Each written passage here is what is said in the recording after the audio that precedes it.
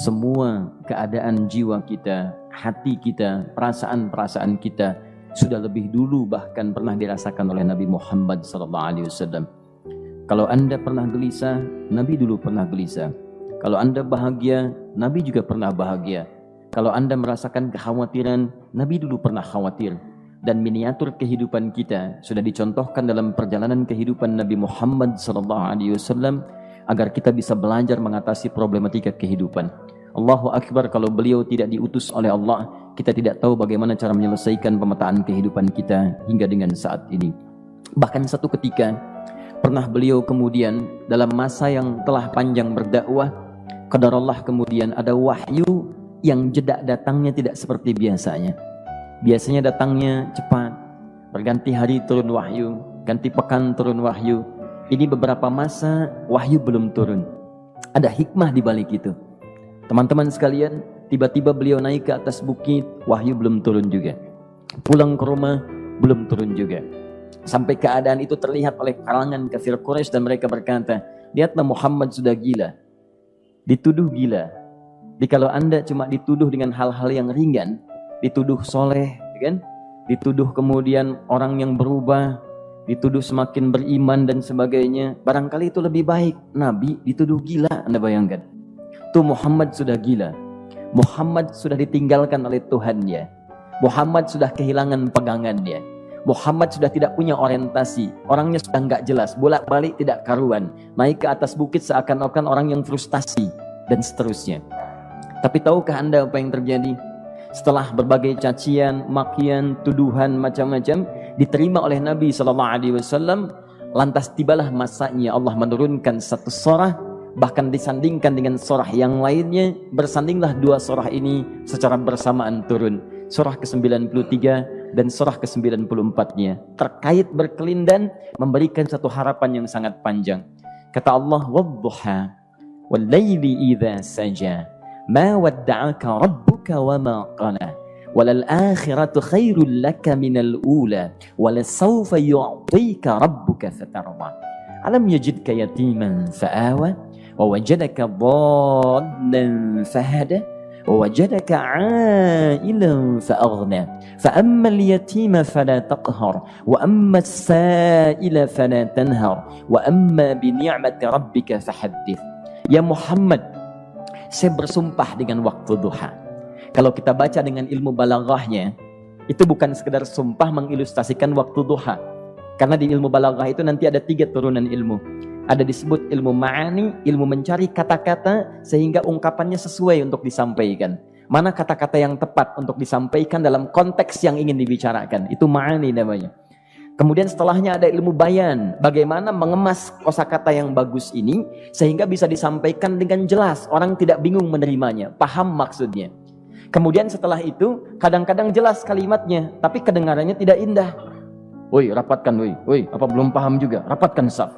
Memang jelas, tapi nggak ngenakin. Maka bagaimana caranya disampaikan dengan jelas, tapi hati kita terasa nyaman. Memuji, terasanya nyaman diserahkan kepada Allah, tapi ada kebahagiaan. Disampaikan tidak terasa tergurui, diperintahkan serasanya diberikan jalan untuk mendapatkan kebaikan. Maka yang ketiga disebut dengan ilmu badi' namanya. Ilmu menghiasi kalimat yang disampaikan sehingga terasa dengan nikmat. Turunannya nanti ada majaz namanya. Mengambil sebuah kalimatnya untuk diposisikan pada kalimat yang nyaman disebut dengan kinayah turunannya. Maka teman-teman kata Allah, wadduha, diterjemahkan demi waktu duha. Bukan sekedar waktu duha. Karena duha itu ada cahaya yang indah. Dirasakannya enak. Antum keluar waktu duha kan enak tuh. Berjemur, kata orang Sunda moyan gitu kan. Datang, bahkan sampai dianalisis ada vitamin D-nya bisa terasakan. Ya, kemudian setelah itu ada kenikmatan, enak suasananya. Seakan-akan dunia milik sendiri, yang lain numpang. Wah, nyaman keluar itu. Baik, jadi wadduha itu ingin bersumpah mengilustrasikan waktu kenyamanan yang pernah dilalui. Kalau dalam bahasa tafsir yang luasnya, saya bersumpah Muhammad, demi segala kenikmatan yang pernah engkau rasakan dalam hidupmu, seperti engkau merasakan cahaya duha itu. Engkau pernah senang, saya bersumpah dengan kesenanganmu. Engkau pernah tenang, saya bersumpah dengan ketenanganmu. Engkau pernah nyaman, saya bersumpah dengan kenyamanan yang pernah engkau rasakan. Wal laili idza saja. Dan aku pun bersumpah demi gelapnya malam. Demikian terjemahannya. Bukan sekedar gelapnya malam, saja itu sesuatu yang pekat. Ya, ini belakang kelihatan agak gelap nih. Untuk memberikan proyek, kesini aja Pak, saya cuma ngasih contoh ini. Contoh, saya bukan mengeluh, bukan, ingin memberi contoh. Ya, contoh pada ilustrasi yang mau saya sampaikan. Nggak apa-apa, biarkan saja. Saya mau contoh kasih kata saja. Ya, ini belakang agak gelap untuk memproyeksikan cahaya ke sini. Tapi yang mau saya sampaikan, kalau gelapnya begitu pekat, semua cahaya ini nggak ada. Cahaya nggak ada nih, sama sekali tidak kelihatan. Saya mau tanya pada Anda, beraktivitasnya mudah atau sulit? Mudah nggak menemukan sendal Anda di luar? Belum tentu. Menemukan jalan keluar pun belum tentu mudah. Anda mesti meraba-raba jalan. Anda mesti kemudian melihat sesuatu dengan pandangan mata hati Anda. Raba, dan sebagainya. Sampai menemukan jalan itu pun belum tentu benar. Itulah yang disebut dengan gelapnya malam saja pekat. Kadang-kadang ada orang yang menghadapi satu kesulitan yang pekat, suasananya siang, cuman karena masalahnya begitu pekat seakan-akan membuat diri dia gelap. Jalan susah, limbung gitu. Kenapa gelap ya? Padahal terang. Karena masalah menggelimuti dirinya seakan-akan dia diselimuti masalah yang gelap. Bimbang dia. Makan gak enak, minum gak nyaman, dan seterusnya. Ya, biasanya makan ayam tenang, ini dikasih yang lebih enak juga rasanya pahit. Gak enak zamannya. Maka kalau kita ilustrasikan dalam suasana tadi Muhammad, saya bersumpah, engkau pernah hidup nyaman, ataupun engkau mengalami masalah yang sangat pekat dalam kehidupan. Engkau alami sesuatu yang dahsyat sampai engkau bingung, bimbang, pekat, mereka menuduhmu dengan macam-macam. Ma wadda'aka rabbuka wa ma qala. Saya pastikan kepadamu, dalam keadaan nyamanmu seperti dulu ataupun engkau bimbang seperti sekarang, Tuhanmu tidak akan pernah meninggalkanmu ataupun menuduhmu gila.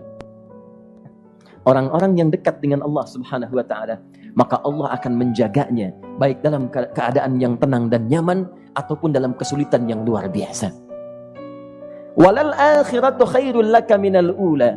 Nanti saya akan tunjukkan kepadamu, jika kamu telah tabah dan sabar menerima cacian mereka, menerima tuduhan mereka, nggak apa-apa, ini kan muqaddimah. Masa kamu masih panjang. Kamu masih panjang dalam berdakwah, kehidupan kamu masih panjang membawa tugas dan misi. Kalau kamu belum bersabar pada yang sekarang, bagaimana dengan yang di masa depan?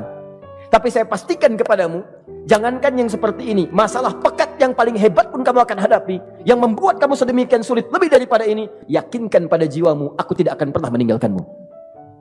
Ini prinsip dalam kehidupan kita. Jika Anda menggantungkan hidup kepada Allah, Anda bersandar dengan baik kepada Allah, maka ayat ini akan mengatakan, teman-teman sekalian, Allah tidak akan pernah meninggalkan Anda dalam setiap kehidupan Anda.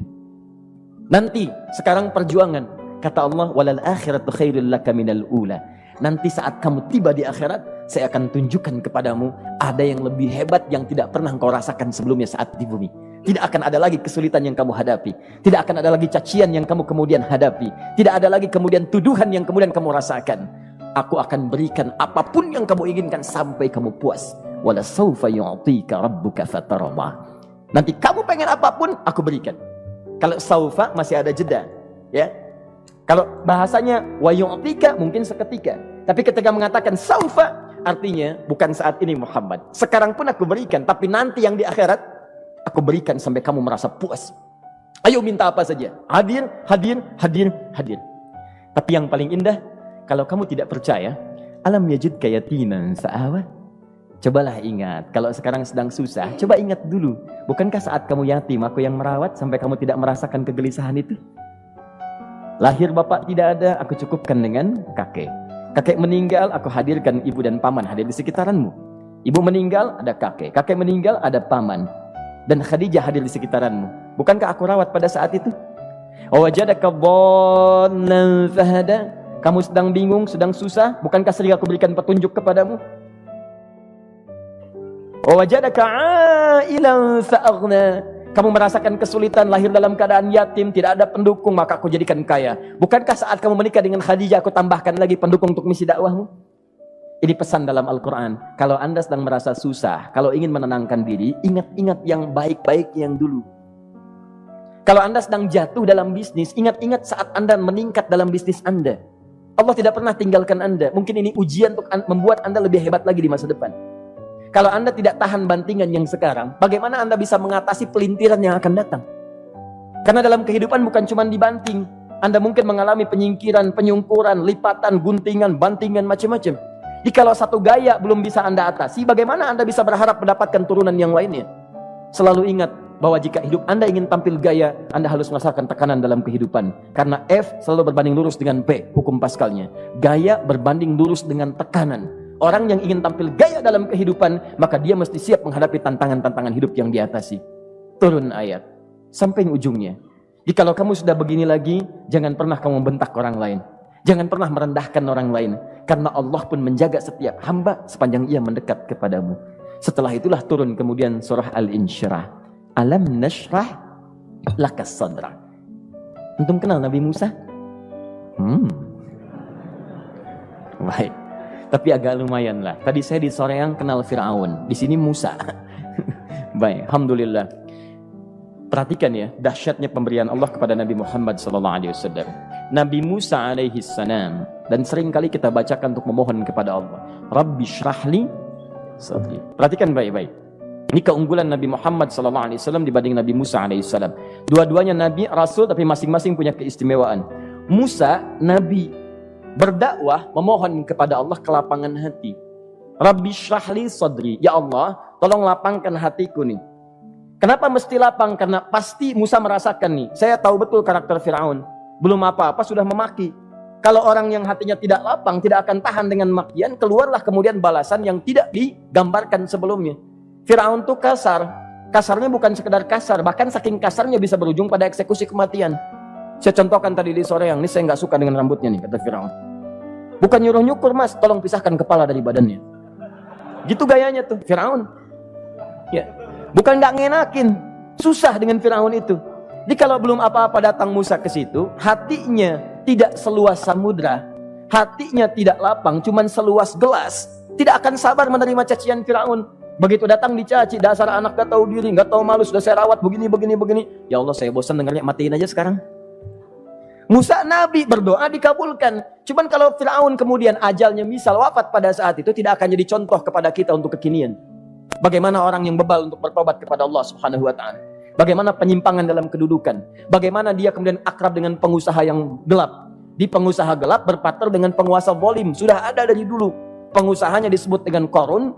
Kemudian mohon maaf, ya, yang pemimpinnya disebut dengan Fir'aun. Tokoh intelektualnya disebut dengan Haman. Makanya cerita ini komplit di Quran. Sudah ada. Di setiap persoalan dalam kehidupan masyarakat disebabkan tiga hal yang berkolaborasi. Kalau bukan penguasa zalim berpartner dengan pengusaha gelap, ditopang oleh intelektual yang sembrono. Itu persoalan. Jadi kalau ada sekarang intelektual menyalahgunakan kepintarannya, dia terlambat, sudah ada Haman dulu. Dan gak usah bersaing, dia bisa bikin piramida, Anda belum tentu bisa membuatnya. Kalah Anda, masih kalah hebat. Ya, jadi kalau dititipkan sesuatu jangan disimpangkan. Yang ingin saya sampaikan, Musa mengatakan Rabbi syrahli sadri. Nabi berangkat berdoa dikabulkan oleh Allah. Nabi Muhammad belum minta, turun ayat. Alam nashrah laka sadra. Yang ini minta Rabbi syrahli sadri. Nabi Muhammad alam nashrah laka sadra. Muhammad, mulai dari peristiwa sehingga engkau akan lebih sabar lagi menerima tantangan-tantangan dakwah. Mulai sejak itu jangankan dimaki, dilempar batu di Taif. Dari Mekah pergi ke Taif dengan Zaid kemudian. Sampai di Taif mendapatkan sesuatu yang tidak dibayangkan sebelumnya. Kalau cuma dihentikan saat mengajar, wajar. Ini dilempari batu. Anda bayangkan? Bisa kebayang nggak? Lempari batu tuh. Lempar, dilempar. Zaid jadi tameng, berdarah-darah, kemudian mundur. Mundur, beristirahat di bawah tepian pohon. Begitu beristirahat, datang malaikat penjaga dua gunung. Turun malaikat dengan kesal mengatakan, Ya Rasulullah, mud yadaika ilas sama. Ya Rasulullah, angkat tanganmu ke langit. Minta kepada Allah, aku angkat dua bukit di Taif, aku himpit keduanya. Aku himpit penduduk Taif dengan dua bukit itu. Apa jawab Nabi? Karena sudah mendapatkan kelapangan, ketenangan, belajar dari peristiwa-peristiwa tadi, indah jawabannya. Lah, katanya, tolong jangan lakukan. Innahum qaumun la ya'lamun. Mereka belum paham saja. Mereka belum mengerti. Tolong jangan lakukan. Aku bermohon kepada Allah. Boleh jadi nanti di masa depan akan ada hamba-hamba terbaik yang lahir dari bumi Taif ini. Kemudian beliau berkata, Rabbi, ila man takilluni? A'ila qaribin yu'limuni? Am ila ba'idin yu'dhini fa ana radin ma lam taghdab ilayya. Ya Allah, Kemana lagi engkau akan utus aku untuk berdakwah setelah peristiwa ini? Apakah tempatnya lebih dekat aku jangkau sekarang, tapi di situ aku akan disakiti lagi? Ataukah jaraknya masih jauh, tapi di tempat itu aku akan dizalimi lagi? Aku ridha ya Allah dengan itu semua, asalkan engkau tidak marah kepadaku. Asalkan engkau tidak marah kepadaku. La haula wala quwata illa billahil aliyil azim. Begitu kelapangan itu muncul, ridha dengan ketetapan dan siap, tabah, kuat, hadir dalam jiwanya. Tiba-tiba turun undangan, tunaikan Isra dan Mi'raj. Diangkat statusnya, naik mendekat kepada Allah Subhanahu wa taala. Dihilangkan bebannya, wa wada'na anka wizrak alladzi anqadha dhahrak. Itu hikmah, teman-teman. Barangkali kalau antum saat ini datang ke masjid ini untuk kajian, sedang bawa beban, ada kesulitan, penuh dengan macam-macam, barangkali dibacakan surat Ad-Duha tadi untuk memberikan harapan kepada Anda. Ini bukan PHP, karena ini bukan masalah urusan manusia. Ini adalah janji yang tidak akan pernah diingkari. Innallaha la